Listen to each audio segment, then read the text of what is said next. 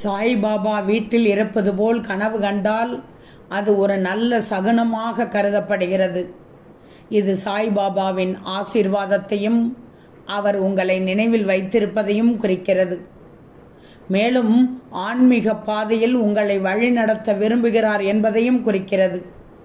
சாய்பாபாவை கனவில் காண்பது என்பது ஒரு சிறப்பு மற்றும் ஆசீர்வதிக்கப்பட்ட விஷயமாகும் என்று பலரும் நம்புகிறார்கள். சாய்பாபா உங்களை நினைவு கூறுகிறார், ஆன்மீக பாதையில் உங்களை வழிநடத்த விரும்புகிறார் என்பதற்கான அறிகுறியாக கனவு கருதப்படுகிறது. நீங்கள் சாய்பாபாவின் பக்தராக இருந்தால் அவருடைய ஆசீர்வாதம் எப்போதும் உங்களுடன் இருக்கும் என்ற அர்த்தம்.